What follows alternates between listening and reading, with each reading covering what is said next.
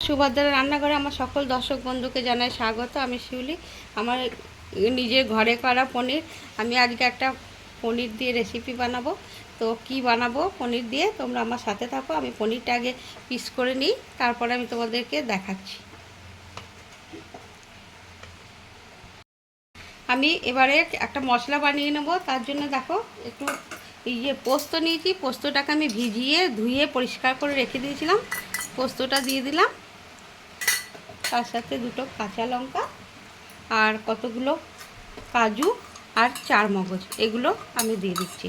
দিয়ে একসাথে ব্লেন্ড করে নেব।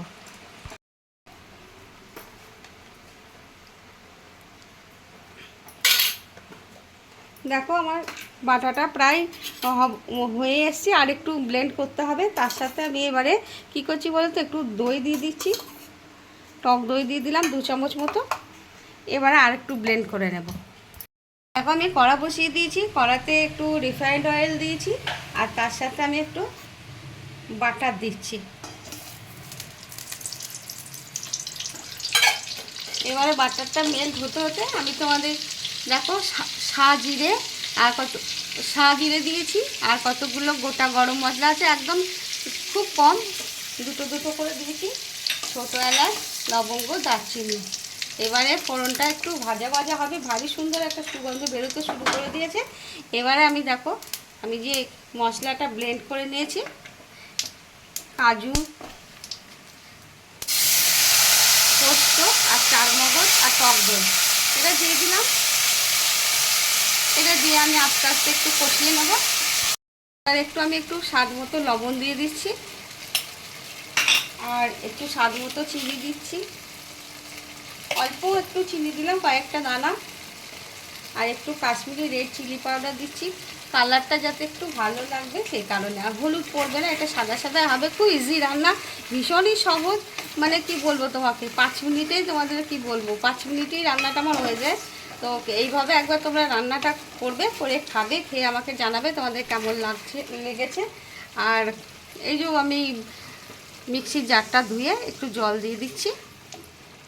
এবারে এটা ফুটে যাবে, তারপরে আমি পনিরগুলো দিয়ে দেবো। এবার আমি পনিরগুলো দিয়ে দিচ্ছি। আমি পনিরগুলো কিন্তু ভাজিনি, যেহেতু আমার ঘরে বানানো পনির, তোমরা এতদিনে সবাই জেনেই গেছো।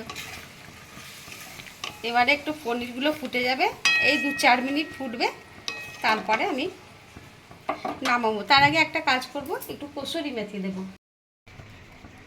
দেখো একটু কসুরি মেথি ছড়িয়ে দিলাম ওপর থেকে। এই রান্নাটা তোমরা একবার যেন অবশ্যই বানাবে, এতটাই সহজ আর এতটা টেস্টি হয় খেতে, কি বলবো। আমার কয়েকদিন আগে বোনপো এসেছিলো, হ্যাঁ, তো আমি পোলাও বানিয়েছিলাম।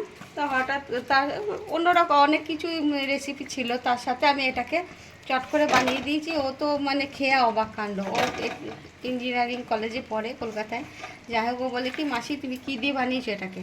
আমি এই দিয়েছি, আদা নেই, রসুন নেই, জিরে গুঁড়ো নেই, ধনে গুঁড়ো নেই। বলে কী করে মানে অপূর্ব হয়েছে। যাই হোক, সেই জন্য তোমাদের সাথে আবার এটাকে শেয়ার করে দিলাম। আমি মাঝে মাঝেই বানাই। এটা ফুটে গেছে, এবারে আমি গ্যাসটা অফ করে দিচ্ছি। কিছুক্ষণ স্ট্যান্ডিং টাইমের জন্য রেখে দেবো, তারপরে সার্ভ করে তোমাদের দেখাবো। আমি উপর থেকে একটু বাটার দিয়ে দিলাম, দিয়ে সার্ভ করলাম। আর তোমরা এভাবে অবশ্যই বানাবে, এই বাটারটা মেল্ট করবে আর আরও ভীষণ টেস্টি লাগবে খেতে।